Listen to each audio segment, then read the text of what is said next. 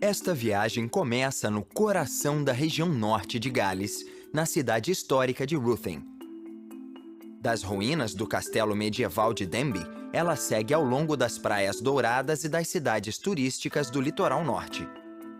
Na Baía de Conway, vai para o sudoeste, passando pela maior pedreira de ardósia do país de Gales, antes de seguir para o Estreito de Menai, um canal marinho que separa a ilha de Anglesey do continente. Do Castelo de Carnarvon, o palácio cerimonial do príncipe de Gales, a viagem sobrevoa as montanhas e os vales de Snowdonia, terminando no Monte Snowdon, o mais alto do país de Gales. Atualmente, a região norte de Gales é a menos habitada do país. Mas por trás da paisagem bucólica e pacífica há uma história longa e muitas vezes violenta.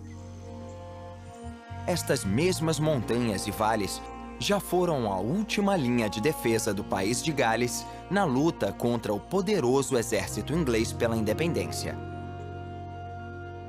Até os dias de hoje, o norte de Gales é um polo da língua galesa e um símbolo da identidade nacional e cultural do país.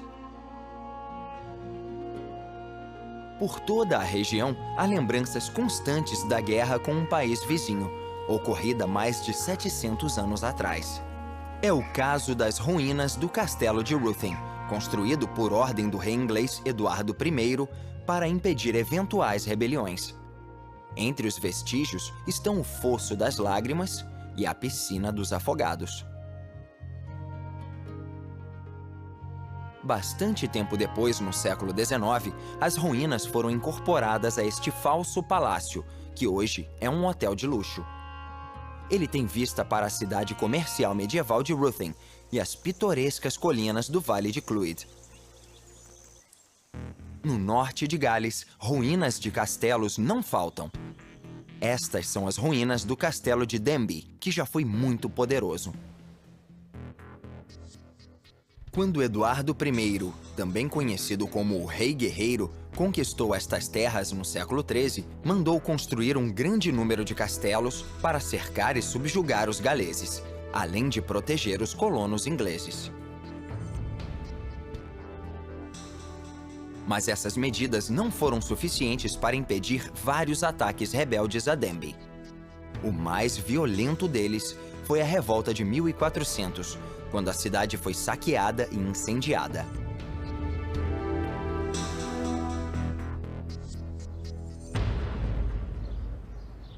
Ao norte, em meio às colinas, fica a cidade de St. Asaph. Ela afirma ter a menor catedral antiga do Reino Unido, com somente 55 metros de comprimento e 20 metros de largura. Apesar do tamanho, esta catedral do século XIII tem uma das funções mais importantes da história do país de Gales. Ela guarda a tradução galesa da Bíblia, de 1558, que ajudou a padronizar a língua. Atualmente, cerca de 1/5 dos 3 milhões de habitantes do país fala galês.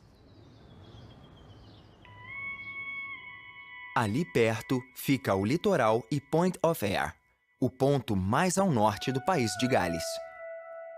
Point of Ayr também é o nome dado ao farol que fica ali, o mais antigo de Gales. Erguido em 1776 e inativo desde 1844, é um grande marco histórico localizado na praia de Talacar. O local isolado e castigado pelo vento deu origem a lendas sobre um fantasma que guarda o farol e observa a paisagem lá do alto. Segundo a população local, o fantasma é de um funcionário chamado Raymond, que morreu de febre e de coração partido.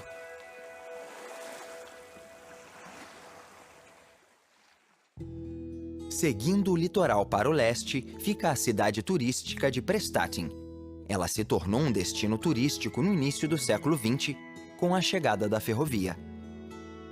Fazer uma visita para se banhar nas águas limpas era considerado uma atividade muito saudável pelos vitorianos das cidades. Hoje, com amplos parques para trailers, Prestatyn ainda é uma cidade turística. Mas devido ao declínio do turismo entre os britânicos, ela teve que diversificar, se tornando um destino regional para compras. O declínio do turismo é a história que ecoa em outras cidades de veraneio ao longo do litoral, como a cidade vizinha de maior porte, Rhyl. Rhyl foi popular durante muito tempo entre os habitantes de todo o país de Gales e do noroeste da Inglaterra. Porém, na década de 70, as passagens aéreas ficaram mais baratas e as férias no exterior estouraram, o que foi desastroso para a cidade. Até a década de 90, a região declinou terrivelmente, o que resultou em desemprego e no aumento da criminalidade e de problemas sociais. O parque de diversões de Rhyl, célebre no passado, foi quase todo demolido e está à espera de ser reconstruído. E o futuro é incerto, até mesmo para o marco mais famoso da cidade, a Sky Tower, com uma plataforma de observação giratória que se eleva. Mais recentemente, diversos projetos de revitalização têm atraído investimentos, incluindo recursos da União Europeia. Rhyl fica na foz do rio Clwyd, um curso de água que era crucial para o rei inglês medieval Eduardo I. Após a vitória sobre os galeses em 1277, ele contratou quase 1000 homens para endireitarem um trecho de 5 quilômetros do rio, de modo que as barcas de abastecimento chegassem ao quartel-general no castelo de Rhuddlan. Com muros, torres e portões imponentes, ele servia tanto para proteger quanto para intimidar. A fortaleza resistiu bem a um grande levante galês. Porém, acabou sendo destruída cerca de 300 anos mais tarde, na Guerra Civil de 1646, e foi abandonada. Desde 1947, é realizado um trabalho de conservação para preservar este notável patrimônio arquitetônico. Um pouco mais ao sul, fica um castelo mais intacto. O castelo de Bodelwyddan do século XV, apesar do nome e das torres de defesa, foi projetado principalmente como uma luxuosa mansão rural, que aludia à riqueza, status e tradição. Ele foi a residência de uma proeminente família galesa, os Williams, durante cerca de 200 anos, até ela passar por dificuldades na década de 1850. Durante a Primeira Guerra Mundial, a mansão foi usada como um hospital de recuperação, e uma parte das terras foi usada para treinar soldados recém-recrutados. Os fossos e as trincheiras cavados para ensinar os jovens a lutar na Grande Guerra ainda são vistos. Atualmente, Bodelwyddan pertence a uma fundação que o remodelou como museu, galeria e atração turística.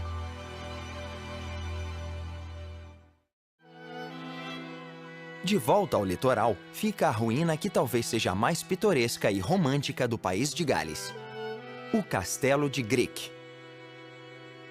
Este palácio de conto de fadas com 18 torres pode dar a impressão de ter enfrentado batalhas centenárias. Na verdade, ele é vítima de décadas de abandono.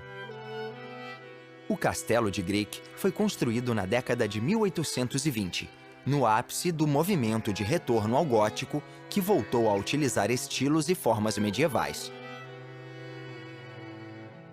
Construído inicialmente para ser uma residência, ele depois passou de mão em mão. Durante a Segunda Guerra Mundial, o governo usou o castelo para abrigar 200 refugiados judeus. Durante muitos anos, foi usado em eventos públicos e privados, mas aos poucos foi se deteriorando. Sem os cuidados necessários, ele foi saqueado e vandalizado, além de ser danificado por incêndios, até que a antiga glória foi reduzida apenas a um casco. Embora não pareça ter valor hoje, Gric é considerado de interesse histórico. Mas o enorme investimento que seria necessário para restaurar o castelo significa que ele tem um futuro incerto. A leste, o rio Conwy é famoso pela pesca de salmão e truta. E à sua margem fica um dos jardins mais importantes do mundo, Bodnant. Iniciado em 1875, o jardim foi criado por 4 gerações sucessivas da família Aberconwy, usando sementes e mudas coletadas em expedições à China, América do Norte, Europa e Japão. A parte superior, ao redor da casa, consiste em esplêndidos terraços e gramados em estilo italiano criados no início do século XX. A parte mais baixa é formada pelo vale do rio Harathling e contém o Jardim Silvestre. Em 1949, a família Aberconwy convenceu a Fundação do Patrimônio Nacional do Reino Unido a assumir a manutenção do Jardim de Bodnant, embora a casa continue nas mãos da família que ainda mora lá. O rio Conwy corre para o norte até o Mar da Irlanda. A foz do rio, que deságua na Baía de Conwy, é um ponto de grande interesse histórico. 2 das maiores realizações da engenharia do século XIX estão lado a lado. A primeira ponte de ferro tubular da história, de Robert Stephenson, e a ponte suspensa de Thomas Telford, uma das primeiras desse tipo. E como quem guarda as pontes está o grande legado da arquitetura medieval, o Castelo de Conwy. Construído para conter a rebelião galesa, a fortaleza era tão impenetrável que a guarda era feita por somente 30 homens. Mas as muralhas que ainda contornam a cidade são um lembrete de que nem sequer este castelo impediu os ataques dos galeses. Na foz do estuário de Conwy fica uma ponta rochosa de 200 metros de extensão, conhecida como Great Orme. Em meados do século XIX, ela continha a maior mina de cobre da Europa, com 6 quilômetros de túneis. Na base da ponta rochosa fica Llandudno, cuja história está interligada à da antiga mina de cobre. Atualmente, Llandudno é o maior e mais frequentado balneário turístico de Gales. A cidade foi criada especificamente como destino turístico na década de 1850, quando havia uma procura crescente por férias no litoral. Foi logo apelidada de Rainha dos Balneários Galeses.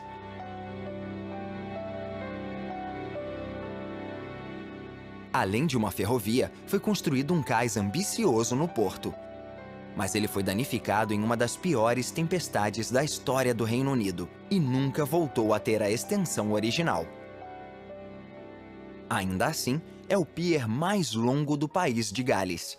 E o passeio de 700 metros de comprimento é uma das principais atrações de Llandudno.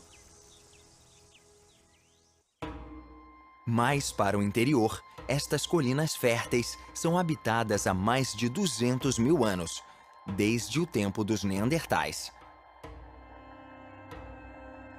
A atividade humana ao longo dos milênios deixou um grande número de vestígios pré-históricos em toda a região norte de Gales. Um dos mais interessantes são estas rochas, que remetem à Idade do Bronze. Conhecido como Círculo dos Druidas, foi no passado um local de rituais e sacrifícios humanos. As evidências arqueológicas indicam ainda que 5.000 anos atrás, esta área também foi um dos pontos mais importantes para a fabricação de machados de pedra da Grã-Bretanha. Perto dali, nas terras montanhosas, há outra pedreira de uma era mais recente. A mina de ardósia de Penrhyn.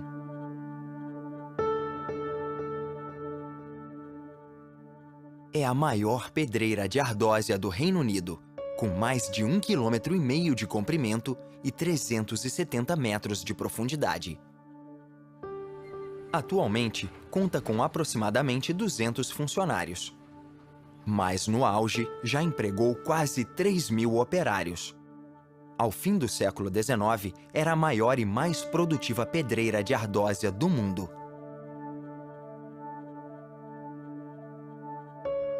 Desde o século XVIII, ela pertenceu à família inglesa Pennant e rapidamente se tornou a indústria dominante da região norte de Gales.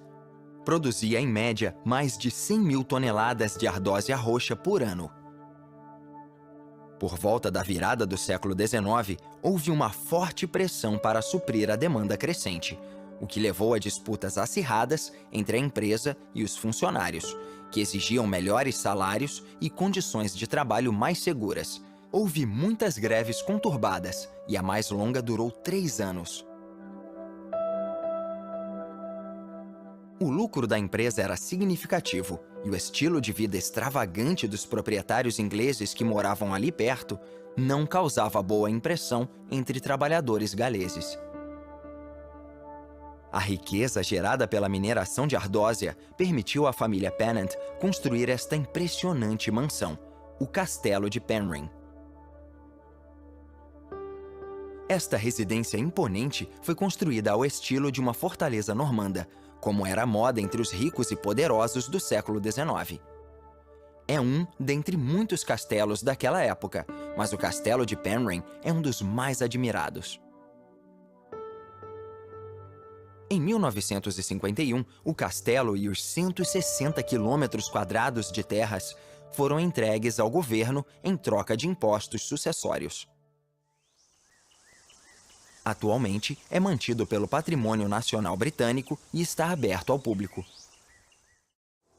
De um castelo falso, construído visando o conforto, para outro que 600 anos antes tinha sido projetado para o combate. O Castelo de Beaumaris, localizado na ilha de Anglesey, guarda o estreito que a separa do continente. Após conquistar Gales, o rei inglês do século XIII, Eduardo I, projetou Beaumaris para ser a fortaleza mais formidável de todas, e não mediu gastos. As obras começaram em 1295 e duraram 35 anos, com mais de 3.500 operários contratados no auge da construção. Além do fosso e de numerosas frestas para os arqueiros, as entradas eram protegidas por fendas pelas quais era possível jogar óleo quente sobre o inimigo. Mas as finanças e os materiais acabaram se esgotando quando o rei precisou dar atenção às guerras na Escócia. E o castelo nunca foi concluído. Hoje, este extraordinário canteiro de obras abandonado faz parte de uma coleção de arquitetura militar no norte de Gales, considerada patrimônio mundial. Na margem oposta do Estreito de Menai está Bangor, uma das 6 cidades de maior porte em Gales. A população atual é de aproximadamente 20.000 habitantes, mas durante séculos foi um vilarejo com somente 2 ruas. Bangor foi daquele jeito até o século XVIII, quando passou a fazer parte da rota principal de correio entre Londres e Dublin. Dali em diante, de um pacato vilarejo rural, ela se transformou num importante polo comercial e industrial. Bangor também se tornou o centro do ensino superior, quando a primeira Universidade do Norte de Gales foi inaugurada em 1884. O edifício principal foi finalizado em 1911 e muito celebrado, e ainda hoje é um dos monumentos mais imponentes de Bangor. A cidade fica na margem do Estreito de Menai, um canal marinho que separa o continente das terras férteis da ilha de Anglesey. Este trecho do Mar da Irlanda, com 25 quilômetros, teve um papel importante na história do país de Gales. 2.000 anos atrás, ele foi a última defesa dos antigos bretões contra o exército romano invasor. No século XIX, no auge da Revolução Industrial, o Estreito de Menai foi o último obstáculo antes de se cruzar o mar até Dublin, a capital da Irlanda. A necessidade de transportar enormes quantidades de mercadorias e materiais deu origem a obras de engenharia notáveis, como a revolucionária Ponte Suspensa de Thomas Telford. Quando foi concluída em 1826, se tornou a ponte suspensa com o maior vão do mundo.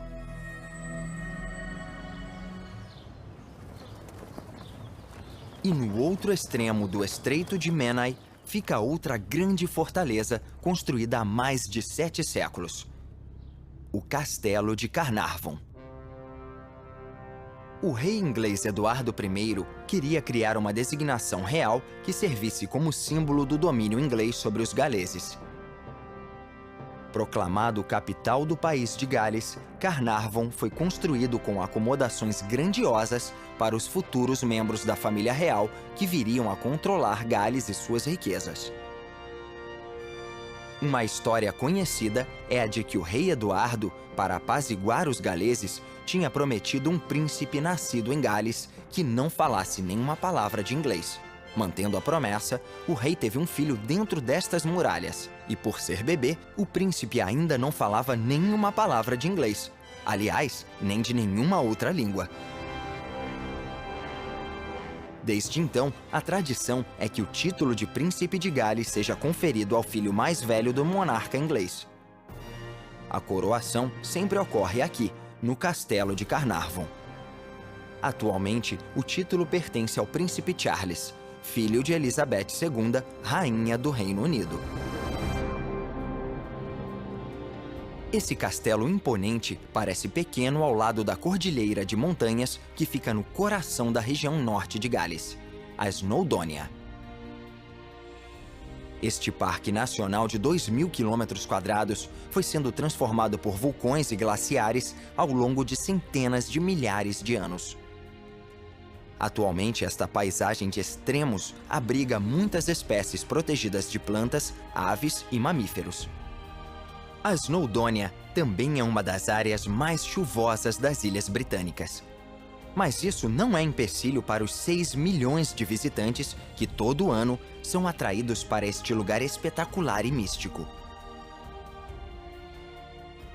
De acordo com as histórias tradicionais galesas, um grande número de mitos e lendas se passa em Snowdonia, inclusive a mais conhecida de todas, a de Arthur, rei de todos os bretões. Conta-se que a última batalha dele teria sido nesta região, quando ele foi morto por uma salva de flechas. E algumas histórias afirmam que no Lago Ogwen está enterrada Excalibur, a espada mágica de Arthur.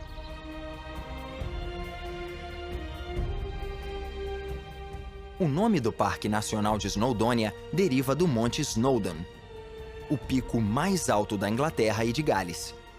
É um vulcão extinto há muito tempo. O cume fica a bem mais de 1.000 metros de altura e conta com uma das melhores vistas do Reino Unido. É possível chegar ao cume por diversas trilhas, ou ainda pelo trem do Monte Snowdon. Ele leva os turistas para cima e para baixo da montanha, num trajeto de 7 quilômetros. A ferrovia data de 1896, e estas locomotivas estreitas movidas a vapor e diesel foram a inspiração original da famosa série de histórias infantis do reverendo W. Awdry, Thomas e seus amigos. No total, aproximadamente 350 mil pessoas por ano chegam ao cume do Snowdon, seja a pé ou de trem.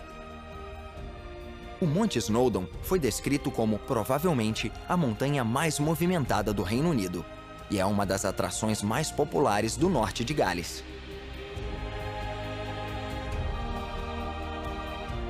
Ao pôr do sol na Snowdonia, a paisagem fica banhada numa cor que evoca o dragão vermelho que, na lenda, ficou preso numa caverna debaixo destas montanhas.